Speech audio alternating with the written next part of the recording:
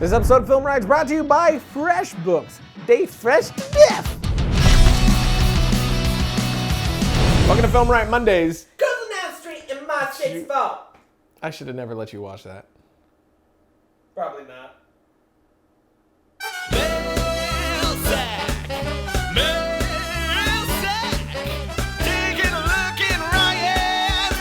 Hey Ryan, how does Film Riot make money? Do you do other projects for clients outside of Film Riot to make a living, or do you live off of what you generate from Film Riot? Just curious as to know your business model could apply to my own work. Film Riot is not the only thing that sustains us. It's obviously a piece of the puzzle, but there are many things going. There's something that someone told me a long time ago where they made the analogy of a stool. A stool with one leg is not going to keep you up, but the more legs you put on that stool, the more stable it's going to be. So we're trying to always do as many things as possible to make sure our company is sustainable. So we have our store, we have Film Riot, Variant, other shows that we do. We do a lot of client work, consulting, things like that. So just doing as much as we possibly can within reason to keep everything afloat. And then behind all that, always looking at the future, working on what we want to do next, working on feature ideas, next big project ideas, different writings, things like that. So there's always a million things that I'm juggling at once. And I think if you're a small business trying to make it the way we are, outside of everything, without investors, just doing it entirely on our own,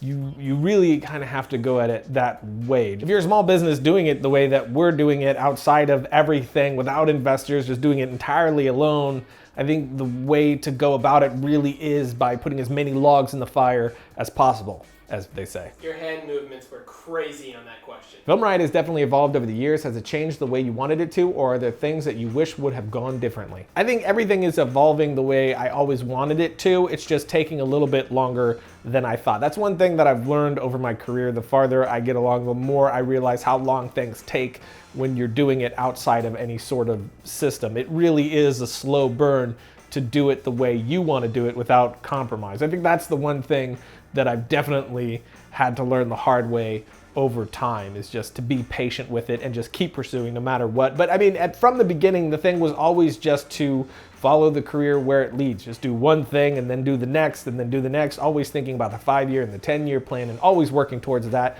but always mostly just concentrating on what's right in front of us. So there's nothing that I would go back and change, because everything that we had done before is what led us to now, and I'm really happy with the trajectory that we're on. So no, I wouldn't change anything. It was all a learning experience. And even the big missteps were things, those are the things really that I learned the most from. So even the stumbles are appreciated. Do you think drones have changed the way films are made outside of Hollywood? No, I don't. They're just a specific tool inside of your arsenal to help make your film. You can make your film entirely without it and never need any of those shots. It's very rare when you absolutely need those shots. And even then you can turn to stock footage most of the time. What drone footage does for me is just open up the world a little bit, make it feel bigger production value, and sometimes give you shots that thematically you need, but that's pretty rare when it's something that pushes the story specifically along. So I don't think it's something that changes filmmaking at all. It's just a nice extra tool to have to help boost that production value. Would you ever shoot a movie similar to the Mad Max franchise? God, yes. Yes, 1,000 times, yes. I have to prioritize new gear because of money and was wondering if I should get a new lens or mic for my camera first.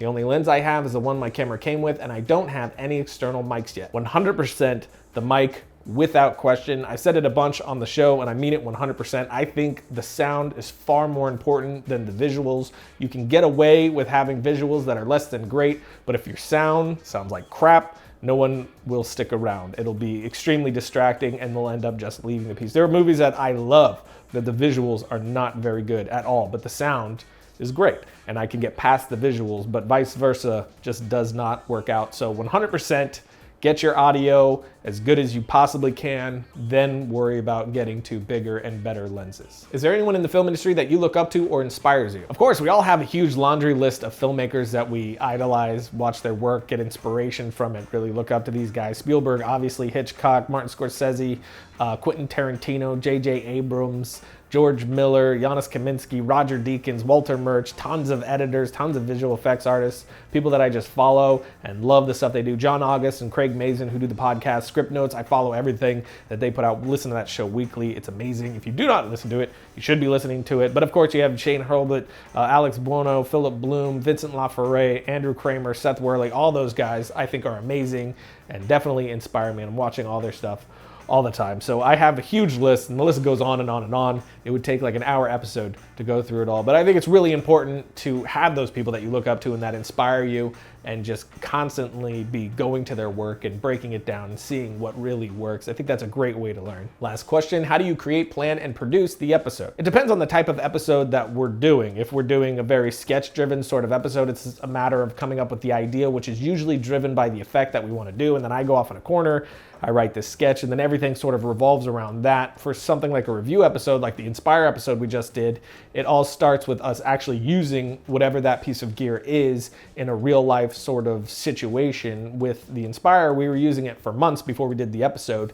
and then we took it out to Turner Falls, did a bunch of shooting there, and then wrote the episode based on all of our actual experiences. So we really had an opinion to put to that. So it just depends on what it is that we're shooting, and then the process always differs as well. It kind of just goes in line with whatever we're doing for that episode, basically.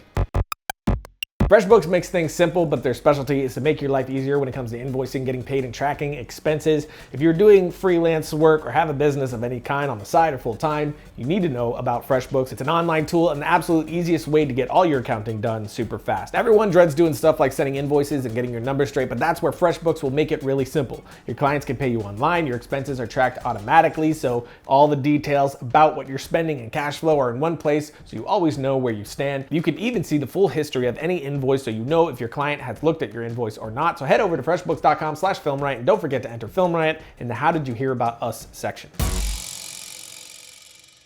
So that's it for today, which means it's time for my suggestion of the week. This one I freaking love. It's Rodriguez interviewing Tarantino. There's a volume 1 and a volume 2. Both are in the notes below. It has great information. It is two directors just having a conversation. Robert Rodriguez asking Quentin Tarantino all these great questions about his process and how he goes about doing things, which is some of my favorite stuff, as you guys very well know at this point. So definitely check that out. And until next week, don't forget to write, shoot, edit, repeat.